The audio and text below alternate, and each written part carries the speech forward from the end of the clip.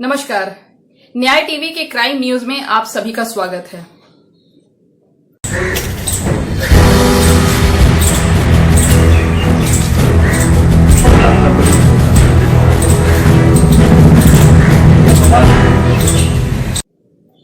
Navi Mumbai police को एक बहुत बड़ी कामयाबी हाथ लगी है। 1000 किलो चांदी वाशी पुलिस ने जब्त की है।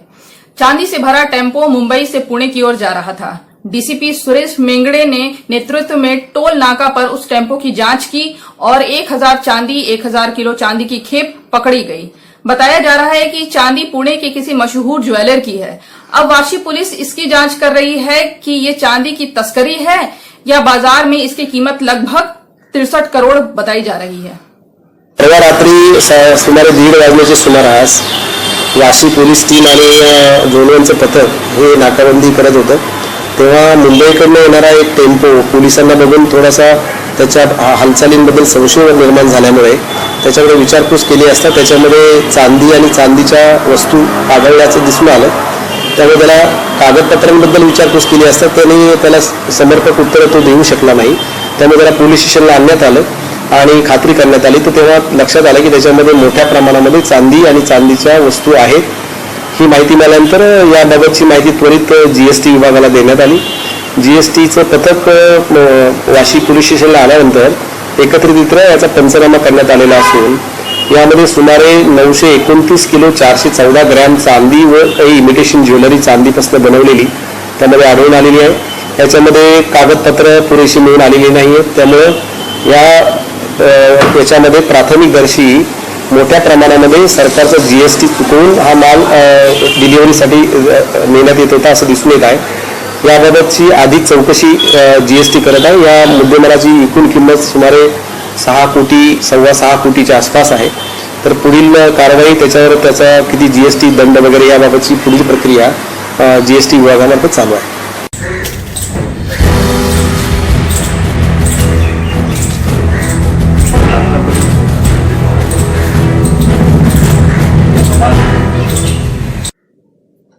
विकास दुबे के गांव बीकरू में 30 आरोपियों पर गैंगस्टर एक्ट लगा दिया गया है।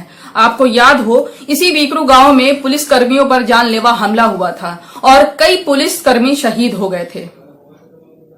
ग्राम बीकरू में दबिश लिए गई पुलिस टीम पर अभियुक्त द्वारा घात लगाकर के जानलेवा हमला किया गया था, जिसमें हमारे 8 पुलिसकर्मी शहीद हो गए थे, 6 गंभीर रूप से घायल हुए थे। इस संबंध में अभियोग पंजीकृत कर विवेचना की गई एवं माननीय न्यायालय में आरोप पत्र पेश किया गया। इसमें अग्रिम कार्रवाई करते हुए आज थाना चौबेपुर पर कुल 30 अभियुक्तों के विरुद्ध गैंगस्टर एक्ट के अंतर्गत अभियोग पंजीकृत किया गया है। जिन अभियुक्तों के विरुद्ध अभियोग पंजीकृत हुआ है ये सभी वर्तमान में जेल में निरुद्ध हैं।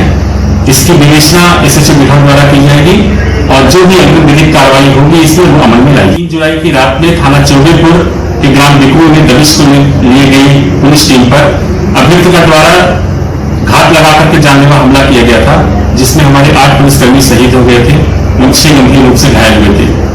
इस संबंध में अभियोग पंजीकृत कर विवेचना की गई एवं माननीय न्यायालय में आरोप पत्र पेश किया गया। इसमें अग्रिम कार्रवाई करते हुए आज थाना चौबेपुर पर कुल 30 अभियुक्तों के विरुद्ध गैंगस्टर एक्ट के अंतर्गत अभियोग पंजीकृत किया गया है। जिन अभियुक्तों के विरुद्ध अभियोग पंजीकृत हुआ है ये सभी वर्तमान में जेल में निरुद्ध हैं। इसकी विवेचना एसएचओ विभाग द्वारा की जाएगी। उत्तर प्रदेश के फिरोजाबाद में घर में घुसकर दलित छात्रा की गोली मारकर हत्या कर दी गई। उस दलित छात्रा ने छेड़खानी का विरोध किया था।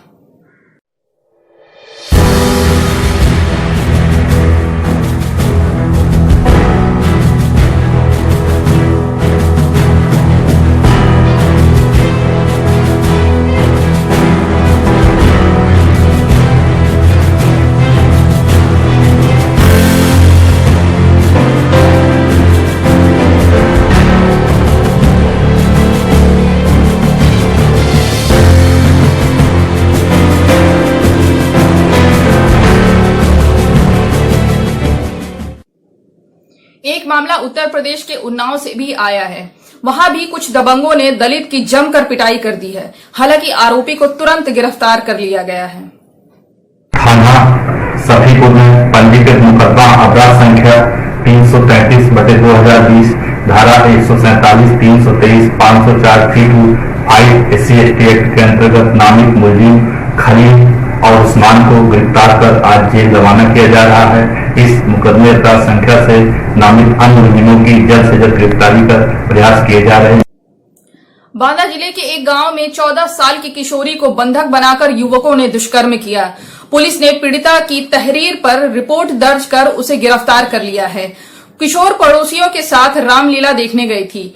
देर रात वह घर नहीं लौटी तो दबंग अमर वर्मा ने उसे अकेला देख मुंह दबा दिया और अपने साथ घर में खींच करके ले गया, जहां 18 घंटे तक उसे बंधक बनाए रखा और दुष्कर्म किया।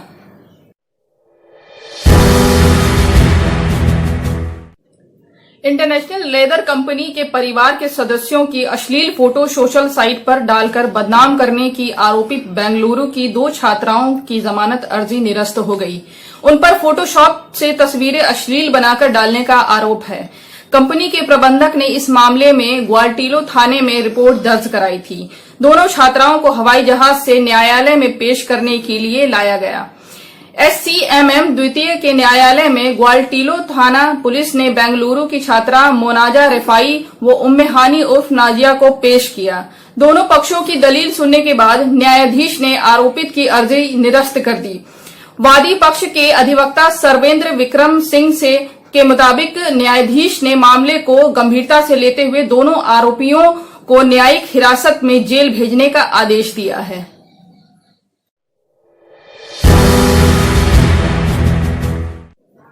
उत्तर प्रदेश की राजधानी लखनऊ में डीआईजी चंद्र प्रकाश की पत्नी ने शनिवार को आत्महत्या कर ली है। पुलिस ने शव को कब्जे में कर लिया और जांच शुरू कर दिया। जानकारी मिली है कि सुशांत गोल्फ सिटी इलाके में डीआईजी की 36 वर्षीय पत्नी पुष्पा प्रकाश ने सुबह करीब 11 बजे के आसपास फांसी लगा ली। आनन फानन कुछ लोगों की मदद से लोहिया अस्पताल उन्हें पहुंचाया गया, जहां डॉक्टरों ने उन्हें मृत घोषित कर दिया।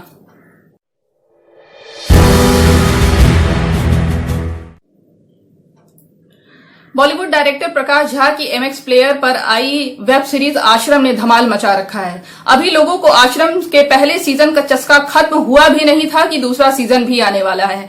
इसका टीजर शुक्रवार को लॉन्च किया जाएगा, लेकिन टीजर रिलीज होते ही प्रकाश झा एक बार फिर से विवादों में घिर गए हैं। सोशल मीडिया प्लेटफॉर्म पर ट्विटर पर #अरेस्ट प्रकाश झा ट्रेंड कर रहा है। लगातार लोगों के ट्वीट सामने आ रहे हैं, जिसमें मांग की जा रही है कि प्रकाश झा की आश्रम वेब सीरीज को बैन किया जाए। ट्वीट करने वाले लोगों का ये कहना है कि इस वेब सीरीज से हिंदू धर्म की बदनामी हो रही है। साथ ही ये भी कई लोगों का मानना है कि इस तरह के कंटेंट से हिंदू धर्म के बारे में गलत प्रचार किया जाता है, जिसे रोका जाना चाहिए।